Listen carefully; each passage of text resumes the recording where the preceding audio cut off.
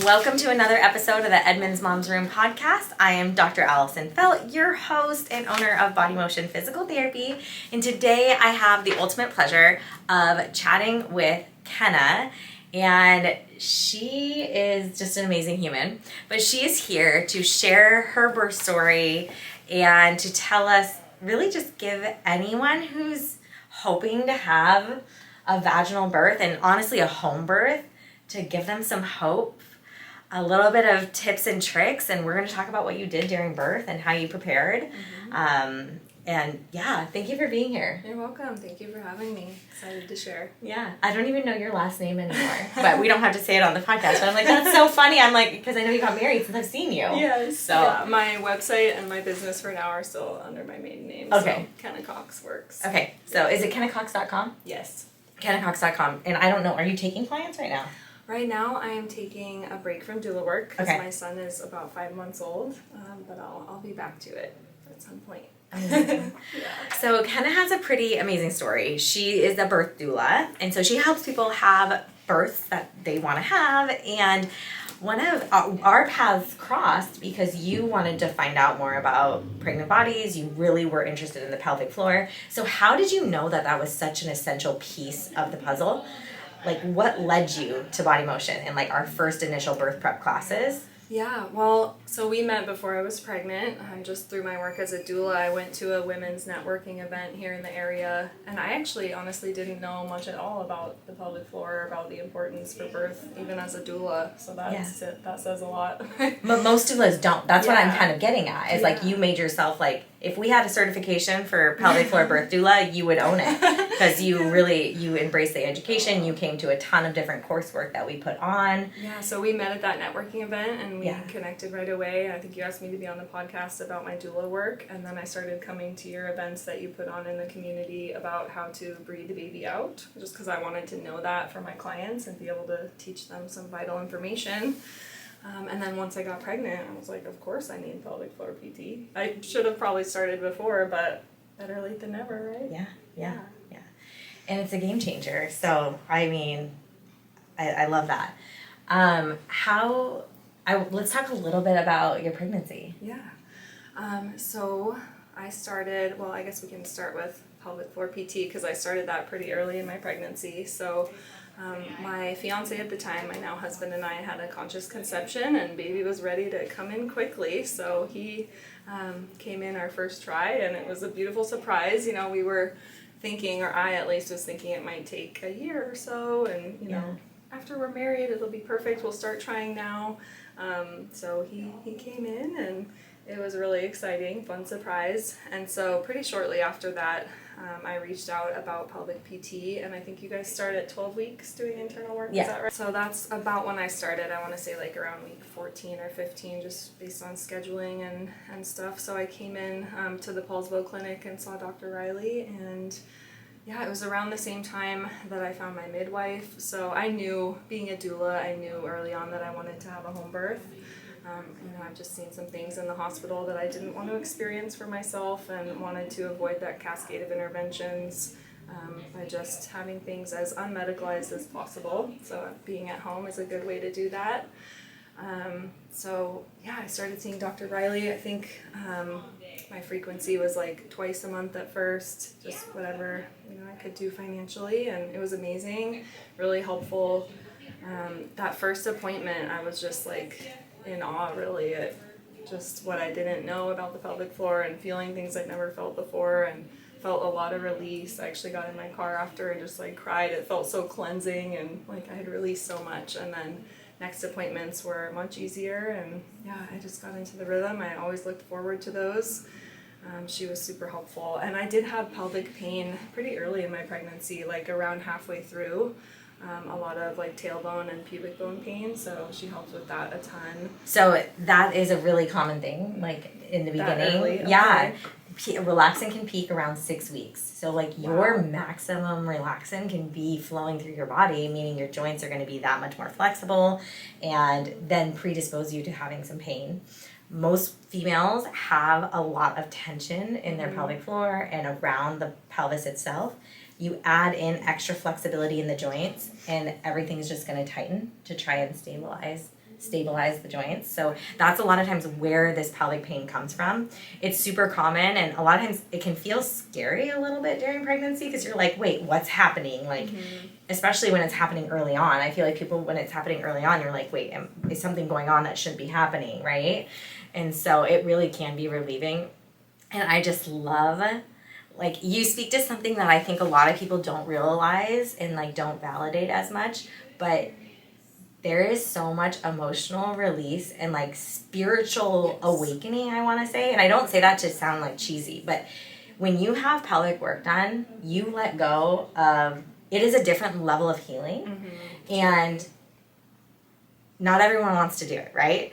But, and you might not even realize, like, your body will just let it go. Like, you could be crying and be like, I've been laying on the table before and I'm like, I don't know what I'm releasing, but I'm literally, tears are just flowing, right? Yeah. And you don't really even have to have conscious awareness. So I don't say this to, like, scare anyone, but it's just this beautiful, like, your body feels lighter when you get off the table. So I'm really grateful that you spoke to that. Yeah, I think it's a huge element to it. There's so much, like, shame and sometimes trauma in our womb space, like, around difficult periods or, you know, experiences with different partners or whatever it may be. Like, there's so much kind of stored up there. And as a yoga teacher, which I am also, we talk about, like, unexpressed emotion and pain being stored in the pelvis, in the hips, and that's why, like, hip poses can feel really intense or, like, have these outbursts of emotion. So I was not surprised at all when I got in the car after and cried, but it's just like, wow, that was a big release. Yeah, it was amazing. But I'm grateful you're sharing because a lot of people are surprised and they're like, I don't even know where this is coming from, you know, and you don't have to know to feel the effects of the healing, you know, and I think that's a beautiful piece of it too. Of course, it can deepen your healing trauma or any of that that you are consciously aware of, but yeah, and for me, I wanted my baby to come through, like, the clearest, most open portal, not take on any of my stuff, so it really helped with that a lot. I love that. And you put that energy behind that, which is pretty beautiful. And so other things in my pregnancy I did to prepare, I was doing pelvic PT the whole time. The frequency sort of increased the closer we got to birth.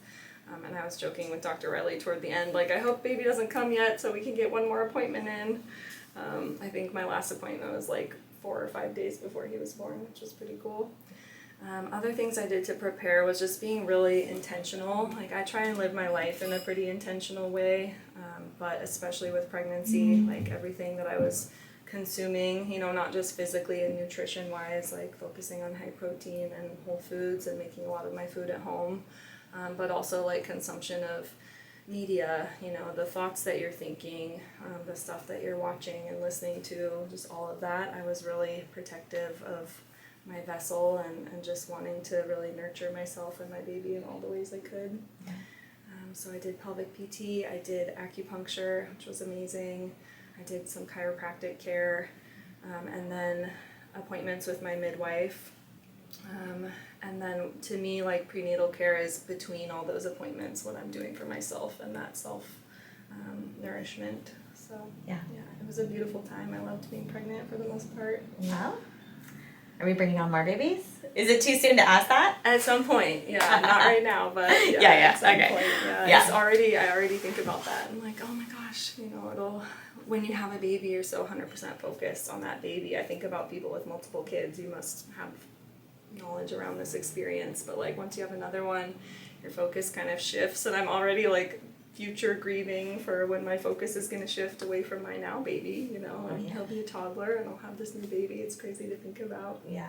Oh, I went through that shift for sure. The grief is real, but also your heart just expands, and it's like, it's such a beautiful expansion. And but even my husband now, he's like, if we had a fourth, like, I don't think I could, like, give that child attention. I'm like, I know we're not planning on that, and, like, this isn't the way it's gonna go, but, you know, if it did, you would. Like, you just learn how to expand, and you're, you know, every child just brings you into a different evolution of yourself, right? Yes, truly, it's so beautiful. So. And it's, each birth is like this rite of passage into this new version of you, new version of your family, and you do find the love. My husband and I talk about how cool that is. Like, we could love another person this much. That's amazing.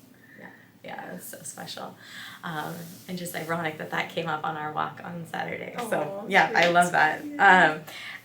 So you did all these things. You were encompassed in the birth world. You knew exactly what you wanted. And I think a lot of people are so scared to be like, I hear all the time, I'm just going to go with the flow. I'm just going to go with the flow. Yeah.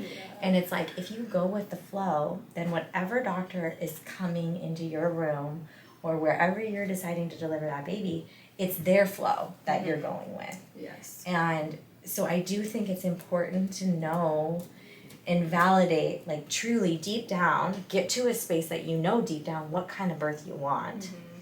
It's okay if it's not a vaginal delivery.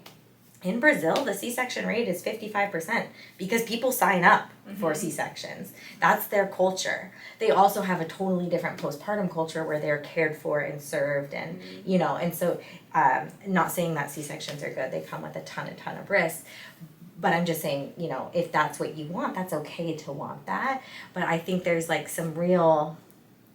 there's some work that goes into knowing what you want. And then to have the confidence to validate it. So how did you validate yourself?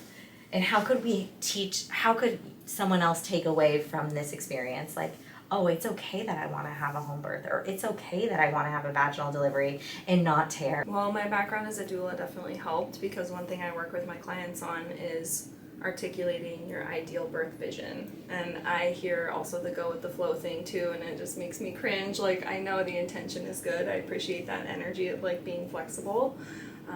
But like you said, if you're going with the flow, it's someone else's flow. So really being able to visualize, articulate, write about your birth vision. You can journal about it. You can just close your eyes and kind of imagine what your ideal birth would look like to you. And some people are a little overwhelmed by that. Like, I don't know, but there's no wrong answer. You can do this multiple times and find little pieces. So for me, I knew that I wanted to have a home birth, and more so because in the hospital I've seen things that I didn't want to experience for myself. My own home birth was my first. I'd never attended one before as a doula or seen one. I'd watched a lot of videos on home birth. So I knew that I wanted a home birth. I knew that I wanted the energy to feel like really sacred and special. Like, I believe that birth is a huge event in our lives. It's a day you're going to remember for the rest of your life. It's, your child's first birthday. It's just this beautiful rite of passage. And so I wanted it to feel intentional, special, honored. And to me, where I feel most comfortable is not in a hospital. Like, even aside from birth, just stepping into a hospital, I feel kind of like icky, just the lights and the beeping and the machines. So I knew that for me, ideally I would be in my own comfortable space at home. So thinking for yourself, like, where do you feel most comfortable? In our culture, like, home birth is not the norm. Hospital birth is more so the norm. But it just kind of depends on where you feel safest, where you feel best, where you feel like you'll be able to open and release a baby, right? So my husband knew, before I was pregnant that I wanted a home birth, but that doesn't mean that he was like totally unafraid or just like, yeah, 100% let's do it. He trusted me and he let me make the decision, but he did have his own set of fears, which is totally normal, I think. Men are not like in this, a lot of women are more interested in birth than men, I'll just say. Yeah. So it's normal for them to kind of feel out of their element, especially, at a home birth. But he was like, I trust you, whatever you need. You as the woman having the baby need to feel comfortable and safe and like you can relax and let your pelvic floor release, right? So I just, closing your eyes, thinking about what this beautiful ideal birth would look like to you, who's there, what's the setting like. For me, I wanted a midwife, a doula. Yes, I did hire a doula. Doulas hire doulas. I love that. Yeah. And my husband, and then me and the baby, of course. And I wanted it to be around 12 hours long. Even you can get as specific as how long will it take. To me, 12 hours seemed like a really manageable but not precipitous labor, like where you kind of don't even have time to know what's going on. That always kind of made me a little nervous too. Like, I don't think I want a 3 or 4 hour birth. I want to be able to get my head around what's happening. So spoiler alert, it ended up being 14 and a half hours, so almost right there. I'm really a big believer in if you visualize and really claim something, it's a lot more likely to happen than if you just go with the flow. Absolutely. What a great answer to that question. Okay, did you have fears? Like, were there any fears around it? Of course, yeah. I think that it's really normal to have fear.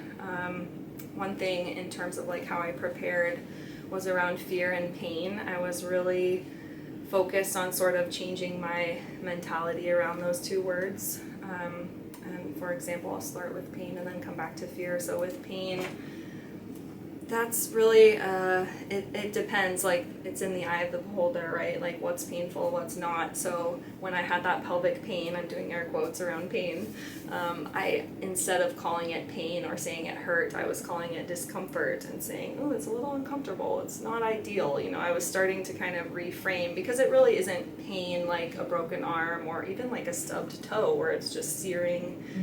Pain is something that to me is a little bit different than like discomfort. So even with, before I got pregnant, like working with my cramps, you know, I had some pretty intense cramping, and so I would kind of visualize and focus on that as being like preparation for baby, and like imagining that they were contractions and not like saying ow and kind of punching around them, but just sort of moving and flowing with the contractions. But yeah, just working with your period as a way of like practicing for contractions. So reframing my mind around pain, like, is something actually painful, or is it just a little bit uncomfortable? Is it not an ideal feeling? So same thing with fear. I was kind of reframing fear. Like, it's normal for fear to come up, but is it really like my intuition knowing that something's gonna be wrong, or is it just this natural like fear of the unknown, right? So I was kind of thinking of it like that. Anytime fear would come up, I would ask myself, like, okay, is that true? Can I know that that's true, or can I just set that aside? I love the acronym for fear, FEAR, face everything and rise.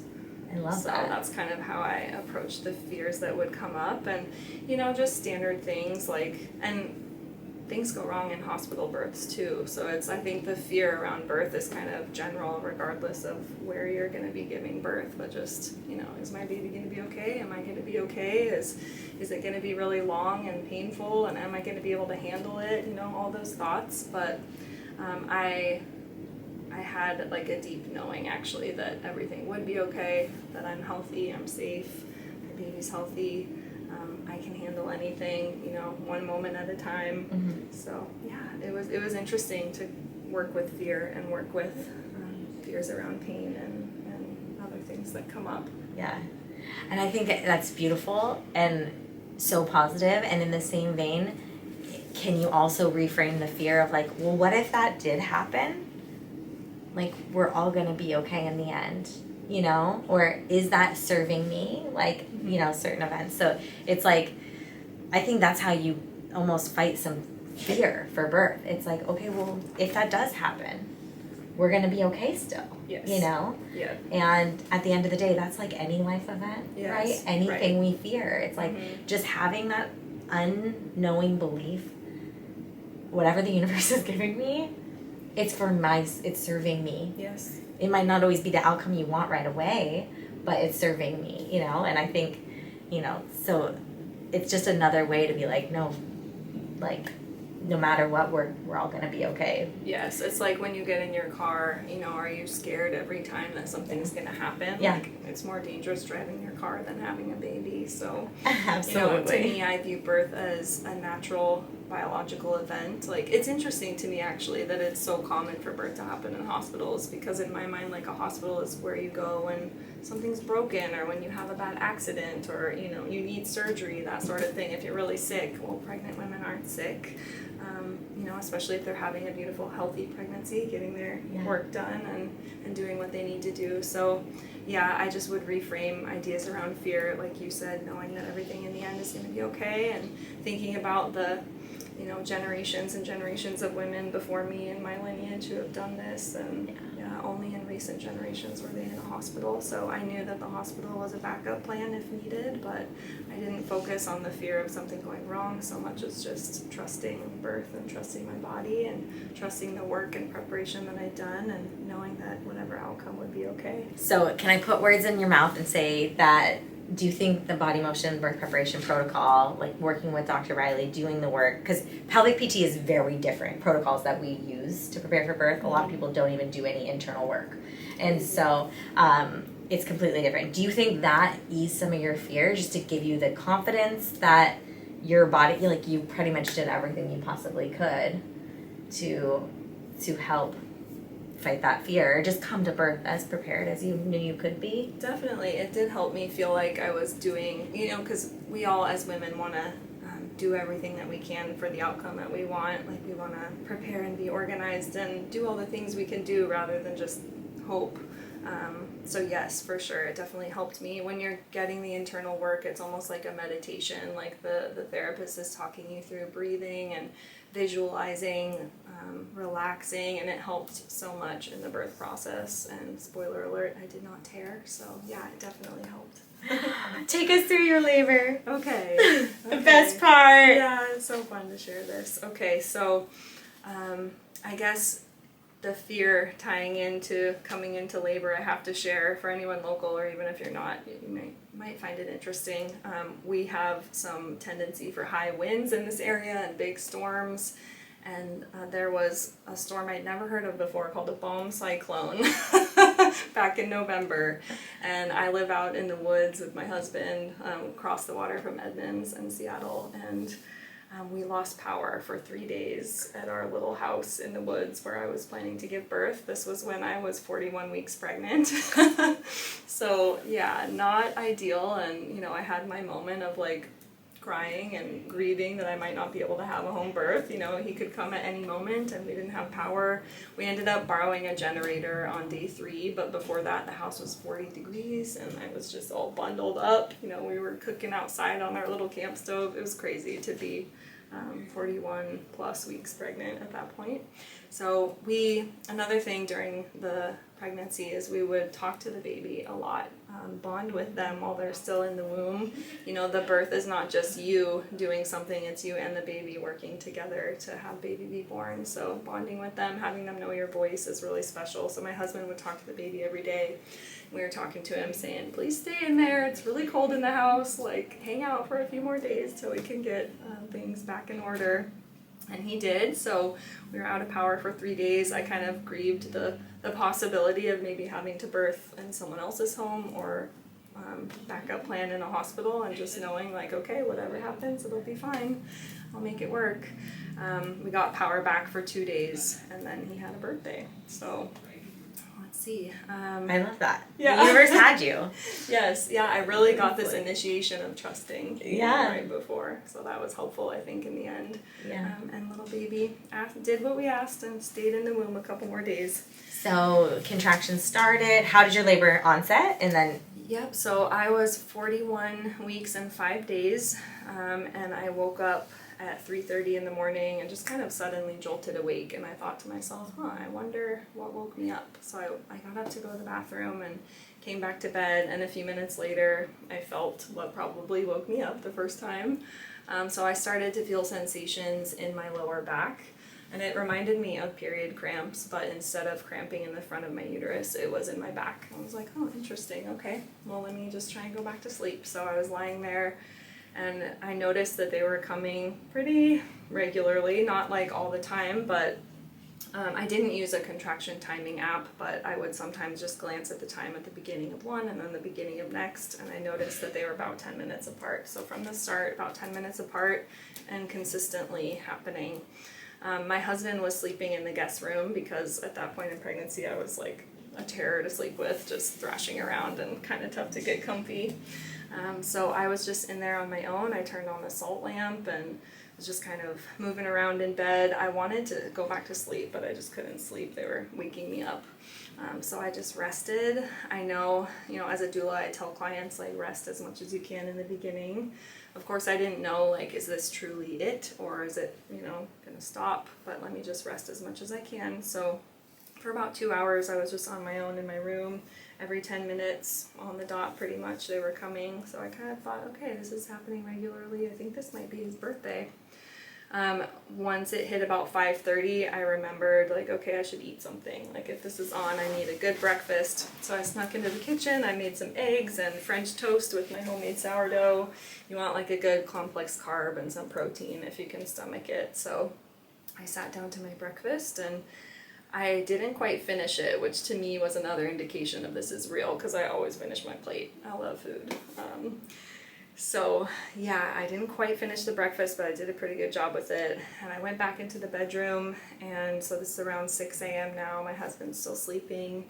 I had this thought of, like, what helps with period cramps, and to me the heat feels really good. So I went under my bed and dug out this electric heating pad that we have, and I put that on my back because that's where I was still feeling them. And so they were starting to come a little bit closer, and what I do is I had this little fleece blanket. So I had the heating pad on my back and then wrapped the blanket around, and I had the corners of the blanket in front of my stomach, and when I'd have a contraction or a wave, I would pull the blanket tight so the heating pad was, like, pressing on me. It felt really good.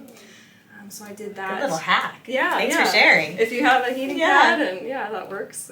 It was awesome. It helped a lot. So I just continued to relax as much as possible between. That's another great tip, is, like, when you're having a contraction, you're going to feel some things. You're going to maybe be moving with it or using any coping tools you want. But between them, if you can just relax your body as much as possible, like go limp like a rag doll, that's really helpful. Just give all your muscles a break.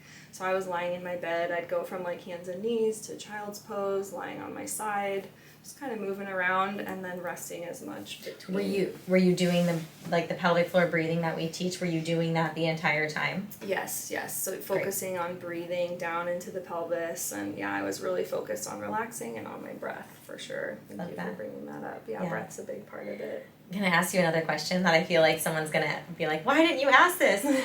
What was a salt lamp? What was the intention behind the salt lamp? You were like, I turned on my salt lamp. Oh, yeah, just sort of setting the space. I mentioned earlier, like, wanting it to feel kind of sacred and special. And so for me, like, lighting is huge. My husband makes fun of me. Like, I hate fluorescent lights. When he turns one on, I'll go like a vampire. I just had this soft lighting. I had 3 spaces that we set up, and so I'll talk about those a bit more in just a moment. But in the bedroom, which was one of the spaces, I just wanted soft light, and so the salt lamp was really the thing that made that space feel special. Love it. Okay, tell us about the others.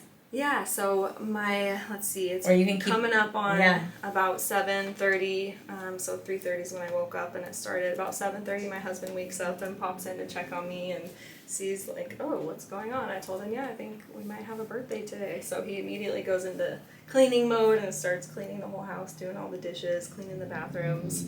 And then once he did that, we went and set up the spaces. So one space I intended to birth, or labor rather.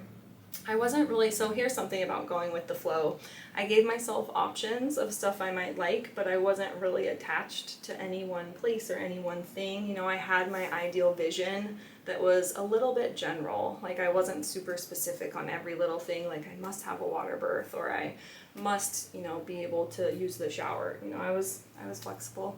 So the bedroom was one space. We put plastic sheets over the bed and, made it cozy, the salt lamp that I mentioned. And then the other space was out in our living room. I had made this little garland of, like, birth affirmations that I give to my clients. And so I hung that up, and some photos, and we set up the pool there. My husband blew up the pool, and I wanted the pool as an option, but I wasn't really attached to the idea of a water birth. I wasn't even sure if I would like it. So we had that space, and then the third space was our guest bathroom, where there's a toilet and a shower, which I thought I might want to use the shower a little bit. And the toilet, we call in the birth world the dilation station. It helps a lot in transition because your pelvic floor naturally wants to release and let go on the toilet. And so in that bathroom, I also had, like, the crib mattress covered in plastic and cozy blankets and pillows in case I wanted to move from, like, floor to toilet to shower, something like that. So those were the 3 spaces. Love it. We got that all set up, and he wanted to do it, and I was like, no, I want to help you, because I wanted to keep moving. Like, at this point, I was coping really well, kind of walking around the house, and I just stop and, lean over a counter when I was having a contraction, breathe, really focusing on that pelvic breath, letting the diaphragm, like, push baby down. Good. Perfect. Yeah. Exactly what we teach, right? Yes, and you trained for, so your body just knew to do it. But unless you're actually connected and your body's responding to those cues, which is why we train it throughout the entire pregnancy, so you can keep that range of motion, so you can train the range of motion. Unless you actually train it, it's hard to just be like, oh, I'm going to go into birth and just breathe my baby out, you know? I mean, you've seen it time and time again, probably as a birth doula. If you don't have good control of your pelvic floor, it's going to be really hard to just go into this breath, you know, and allow pelvic floor to open. Even when you mentioned the dilation station, I love that name for the toilet. But like a lot of people don't pee and poop the right way, right? Like they're actually contracting, or they're pushing their pee out, or they're pushing their poop out. And a lot of times when we're creating that intra-abdominal pressure of the push, we actually tighten our pelvic floor. So we're working against resistance instead of opening. So it's a good little side note for everyone listening to start to train it, you know, and like really work on it during the pregnancy, so you know what your actual muscles are doing and what it feels like, so you can go into that type of breathing when you're in labor. Right. It did feel so natural because of the training, and I noticed that I didn't even mention it until you asked about the breathing and the breath. Was I doing that deep pelvic breath? And yes, I was, but I didn't think to say it because it was so second nature. Yeah. It's just natural. That's amazing. That's how we want it to be, you know. And as a yoga teacher, you see, I'm sure people struggle with that type of breathing, pregnant or not, right? So just a good reminder. Yeah. Another thing that I had going was a birth affirmations tape. So the one that I used was the Christian Hypnobirthing app. If that doesn't resonate with you, I'm sure there's a lot of other options, but having affirmations that you've listened to during your pregnancy, that you can listen to during your labor, I found super supportive, really helpful. You know, it was things like, I trust my body and my baby. I trust that my baby knows how to be born. I was made to do this, like just really encouraging affirmations. So find a track that works for you and play with that in pregnancy, see if you like that. But I found it super supportive, and when I asked my husband to tell me the birth story from his perspective, he did mention listening to birth affirmations for 14 hours, that was interesting. I had it on the whole time. That's amazing. I love that. Yeah. So take us to the delivery. Yeah, so we called the doula eventually. She came around noon. And that was great. She was there for a few hours, just the three of us. She was super helpful. I think it's important to mention that I, as a doula, did hire a doula. You know, I think makes me think of like a lawyer. If they're in trouble, they're going to hire a lawyer. They're not going to try to represent themselves. Everybody needs a coach. I can't be my own pelvic floor PT. Yeah, exactly. Like, I mean, I can but not on any effective level. Right. And it doesn't matter how good you are in your field. You want someone who can guide you and help you. It's almost like not an accountability coach, but like, I think birth is so intense, like, and it can be intense, or it sounds like you had this most peaceful birth, because I'm sitting here being like, well, maybe I do want a fourth. But really, I'm like, I just want to go through the pregnancy and delivery again. Like, I just love it so much. And like, when you speak of it like this, it's like, it truly can be this. And you're giving hope, I think, to so many people. So I appreciate you sharing this. My point was bringing all the support and the help, that preparation work before. And then a doula at your labor is amazing. So she helped with so much. And I'll talk a little bit about like different coping techniques that might be something that people are curious about or might find helpful. Another reason I wanted my doula there was because, like me, she's a birth photographer, and so I wanted like a beautiful birth story without having to bring in another person. So I love that combo. She took really beautiful photos. Her name is Michelle Neild, Mama Loba Birth Services, if anybody needs her. So she arrived around noon, I believe, and she was also there for my husband, which is what doulas do really well, is they support the whole family, not just the mom. So she helped us, start to get the birth pool filled with water. Those can take a while to fill up.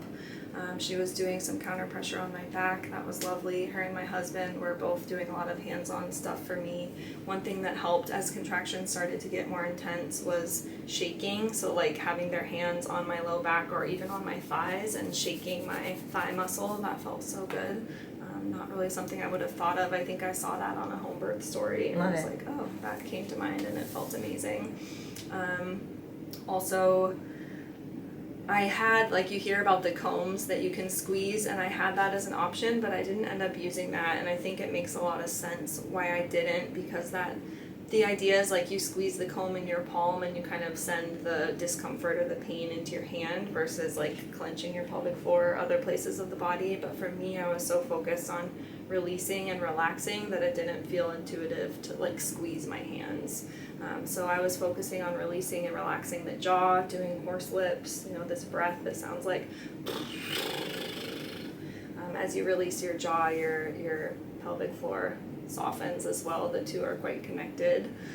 So there was that. I stayed really hydrated. That's important. Some people don't know, but it's important to mention, like, a lot of home birth transfers to hospitals happen because the mom is dehydrated and you just forget to drink, or tired because she didn't eat, or just exhaustion and dehydration is a big reason for transfer. So I stayed really hydrated.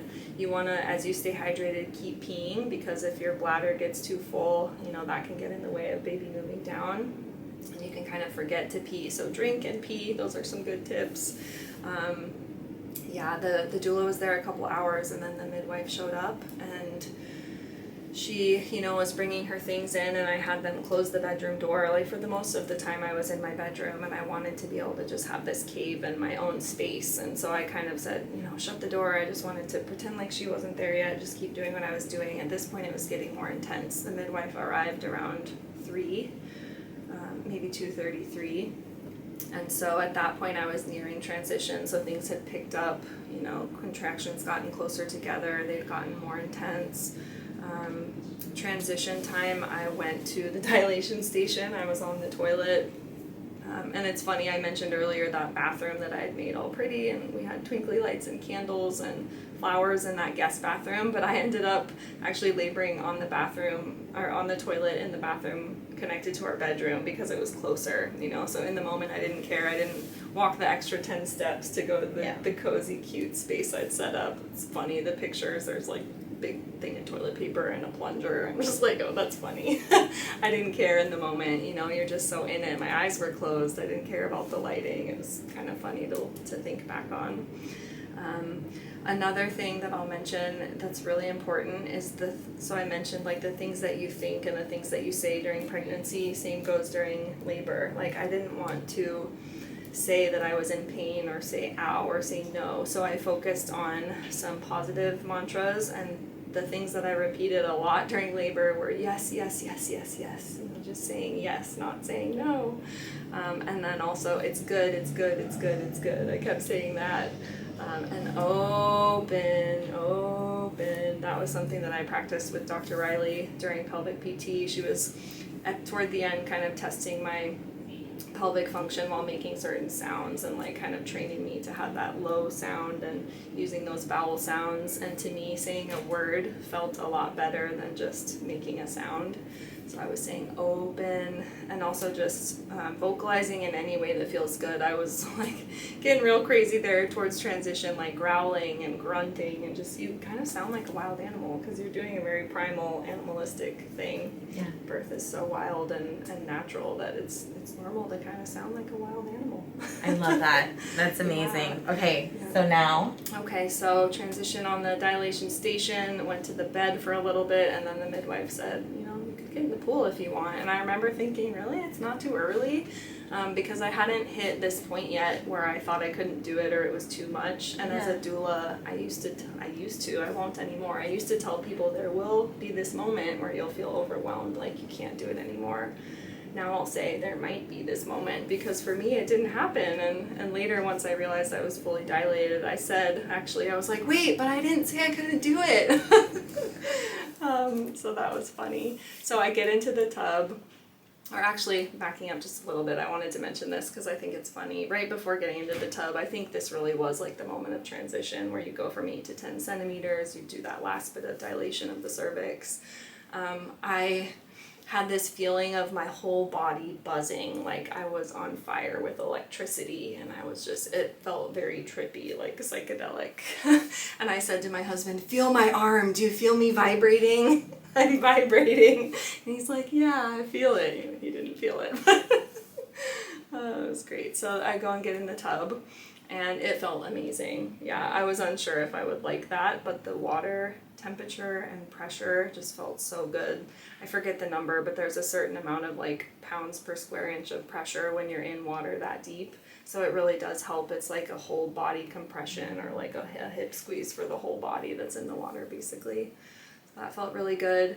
I was thinking you might ask how long I pushed, and it's kind of an interesting answer because technically I did like 4 forced pushes, because my midwife made a comment about, you could make this go faster, and I'm like, what do you mean? She's like, push.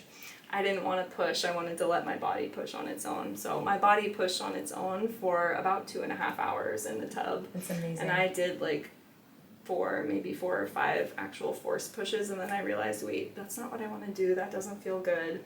So I just went back to letting my body push, and what that looks like is not pushing, but just relaxing, because the contraction itself is doing the pushing, and I was just focusing on breathing and relaxing my body and my pelvic floor so that baby could move down with those contractions of my uterus.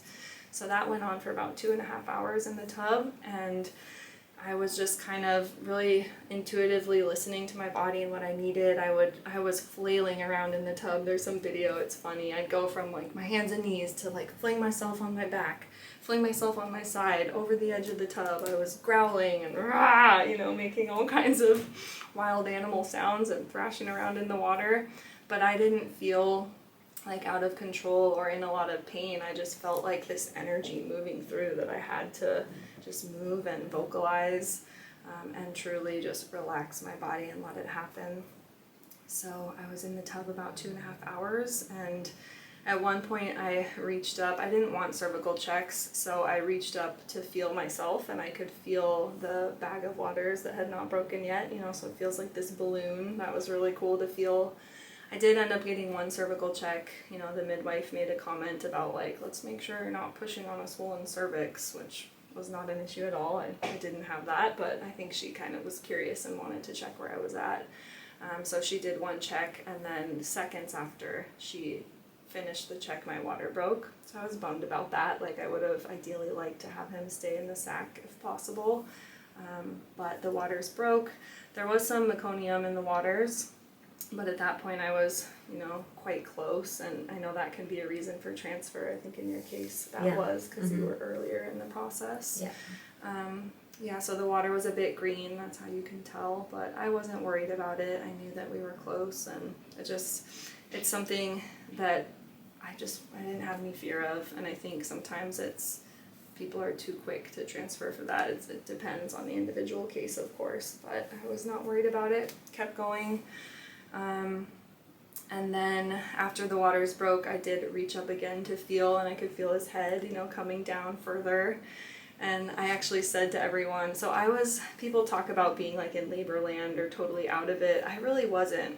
During contractions I would close my eyes and, make my sounds and breathe through it. But between contractions, I was pretty alert, like looking around at everybody, kind of talking to them, listening to the birth affirmations, like repeating back the affirmations. There's a video of me where I'm just kind of out of it, like, I'm doing an amazing job. I'm just going with the affirmations. So I said to everybody, oh my gosh, I think he has a lot of hair, because I could feel all the hair on his head. And he turned out to have a lot of hair. So he crowned, and at that point I was sort of lying on my back on my side in the tub when he crowned.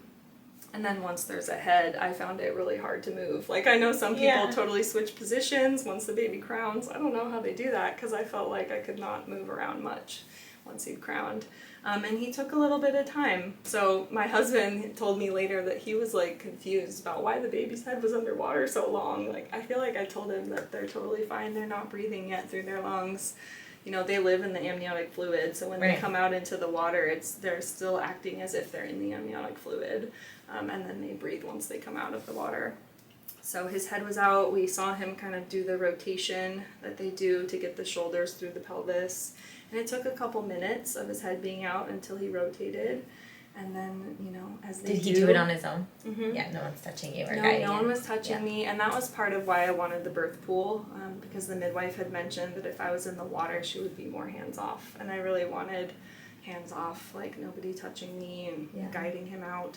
So yeah, he did his rotation. It was cool to see that. And then as babies do, he just shot out, the rest of the body flies out pretty quick once the shoulders come through. So he came out, and there's video of all this. My midwife took quite a bit of video. It's really interesting to watch back. Highly recommend. It might sound like weird, but I think you might love to have video later. So just a little highly recommend putting your midwife or OB on the video so they're not touching you. Exactly. I love that. I love that. Yeah, it was great. It was wonderful. So you want a hands-off birth? Here, video with the phone. There you go. Perfect. Oh, that's great. Yeah, so he comes flying out, and I caught him under the water, and he had the cord around his neck twice and once around like his shoulder and body on the left side. So I ended up having a really long cord, and some people think that it's like scary to have the cord around the neck. I think that's kind of an outdated fear. It's quite common, and they're not breathing People are through their still neck yet. Worried. I mean, yeah, I think that's still it's outdated when you're in the birth world, but when you're not, I think there are still OBs that will be. Gosh, something to mention then, like maybe don't be super freaked out if you see that. Totally in most okay. cases it's totally fine, and I've heard that they say it's like a sign of intelligence, like the baby is getting the cord out of their way, because obviously you don't want the cord to come down first. That's called a cord prolapse, where the cord comes out before the baby. That's dangerous.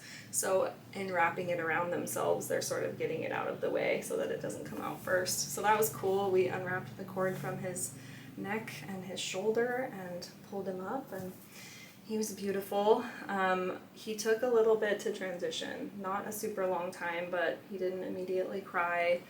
His color was pretty good. He wasn't white or anything scary like that, but he wasn't totally pink either. He took some time to come through, which they do sometimes. My midwife got nervous, and she actually grabbed the oxygen and brought it over to put on him, which I didn't know in my head that she was doing that, so it was kind of shocking to see her come in and put a mask on him. Kind of unfortunately, and it was a blessing for me because I didn't want that. I wanted just to give him a moment, give him some time. Her equipment didn't work, so then she freaked out like, oh, it's not working, and she threw it off to the side and then just suctioned his nose with a bulb syringe, and he cried. So I always knew that he was perfectly fine and didn't need oxygen, and it didn't work anyway, so good thing he didn't need it. Yeah. But yeah, that was kind of a tough part for me. I had a little bit of birth trauma from different interventions that she did like that, and certain comments she made that I didn't mention, but yeah, it ended up being great. And I just kept saying, he's good, he's good, he's good, he's good the whole time. And he was good, he was perfect. So we kept his cord intact. I stayed in the pool to birth the placenta. That was another thing that didn't go quite like I wanted. She was really anxious to get it out, and we talked prenatally about me wanting to give it at least an hour. Placentas can take hours to come out, and that's totally fine. Yeah, in the hospital, that won't happen. They like to get it out quick. But at about 40 minutes, she kind of started to pull on the cord. I was like, no, don't do that. But I pushed it out. She wanted me to push and get it out. So I did. I bled quite a bit, but, that's really in the eye of the beholder, like how much is too much, because I was fine. I didn't pass out. I didn't need a transfusion. I didn't need a transfer. I didn't need anything except a cup of juice. So Love that. In my mind, she later said that I hemorrhaged, and I was like, well, did I? Because I just needed juice. I think I was fine. So I got out after of the tub. The placenta was out, you were bleeding a lot. Yeah, before it was out, I think, and that's why she wanted it out, and then maybe a little bit after. In the water, it's hard to tell. So that's another reason why I questioned her saying that I hemorrhaged, because you can't measure the blood loss in the pool. So baby is attached to the cord, placenta's in a bowl floating in the pool. We had a little bit of time just hanging out in the water, getting to see him and talk to him, and me kind of recovering enough to stand up. So then they helped me stand up. The midwife's assistant had the bowl of the placenta. I had the baby. My husband and midwife were on each side of me, helping me get up and lift my leg over the pool. It was funny, I told my team prenatally, okay, my pelvic PT said when I get out of the pool, I need to lift my uterus and make the shh sound as I step over. So tried to do that. Oh, I love that. Yeah. We walked over to the bed and we kept his cord intact for an hour just to give him that full transfusion of blood from the placenta. That's baby's blood, so best if you can keep cord intact, as far as I believe. And then once we cut the cord, we hung out in bed a little bit. My midwife wanted me to shower as sort of a litmus test that I was okay with the blood loss and that I could stand in the shower and handle myself. So I did that. Looking back, I wished I hadn't. It's great if baby can like smell you and all of the birth smells. Thankfully, I had like an unscented body wash that I used. And then he was with his dad when I was doing that, so there was also that bit of like separation time from baby, which is less than ideal, but it was okay. I did fine in the shower, came back to bed, and everybody left. It was Oh my overall a goodness. really beautiful experience. That's amazing. Yeah. Ah, Oh, it's so good. I love that you just shared that. Thank you. yeah. And I really didn't experience it as painful. It was very intense, very uncomfortable at times, but it wasn't really painful. And it's funny because I have this little comparison of after the shower when we were all lying in bed, my midwife was doing an exam on me to see like how much I tore is what she was saying, and I'm thinking I didn't. I have to ask because I feel like I'd be asking this question if I was listening to this. Would you do a free birth next time? How did you know? Because I would. You would? Yeah. Oh wow, yeah. That's amazing. But I love mean, that. I think I'm in a different spot. You just continue to evolve and you continue to take your lessons as just lessons. Mm-hmm. And like, it's almost like, I don't mean to say this about your story, and I'm sorry if you're not there yet, but it's almost like what a gift that midwife was. Oh, I'm there. To tell you, like to kind of inflict like how empowered you were. Mm-hmm. That takes, I want to cry, and I'm like literally have shivers just thinking about how empowered that you were, that you could stand up for yourself, that you could say, I didn't want to be stitched.